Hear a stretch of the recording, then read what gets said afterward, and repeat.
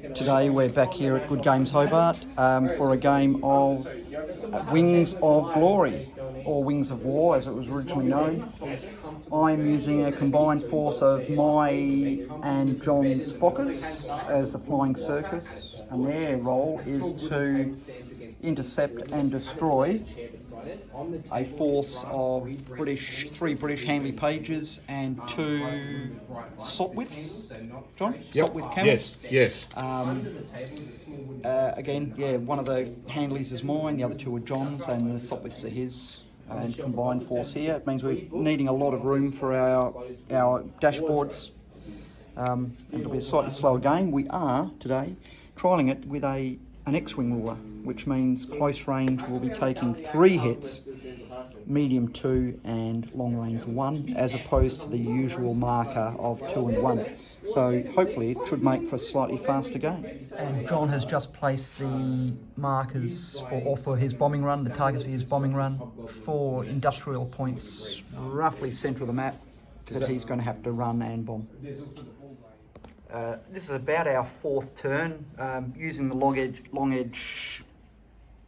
the short edges to come on. It took us a fair while to get into combat.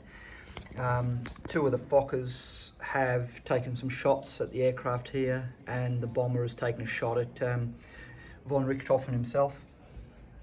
Other than that, yeah, not a lot of damage yet, but it's looking good. This is being resolved as we speak, using the Star Wars ruler. These guys are now inflicting 3 hits on the bomber. He's taken aim at the bomber for 1 hit, he's taken aim at the bomber for 1 hit, and he's taken aim at the bomber for 1 hit, so 9 hits in total for that one. John's guns are jammed, so he couldn't return fire on any of these guys, and just a couple of his fighters are managing to score a few hits here. The hits are starting to pile up on John's bombers. He's sort of managing to hit. He's got so many targets that he's peppering a few of my guys, and quite a few of them have got jammed guns now. But one of his Handley Pages has just taken a critical hit, and as you can see, we've left him on the table, and he is now going down in flames.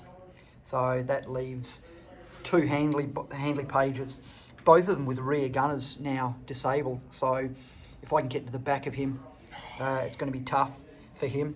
He's still got his 2 Sopwiths there ready to go. And all of my Fockers, 3 of them with jammed guns, 4 of them with jammed guns, are at least still in the sky. Here's John's Handley Page that was damaged earlier. Even though he's destroyed, we're saying that he's flying off back to England in flames. Lothar von Richthofen took a critical hit on my team and was destroyed.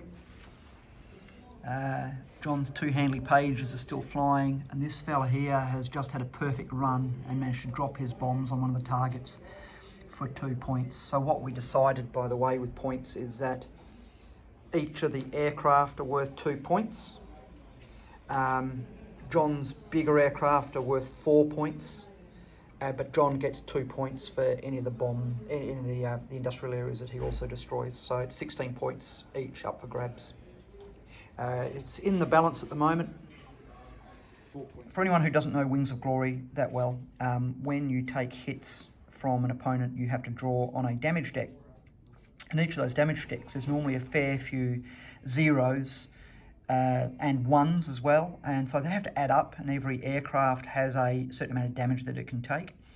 This fella here, of John's, one of his Sopwith camels, only had to draw 5 damage cards. However, he's drawn 5 damage cards, all with reasonably high numbers, no zeros, and hit his damage of 15 super quick, and he's gone.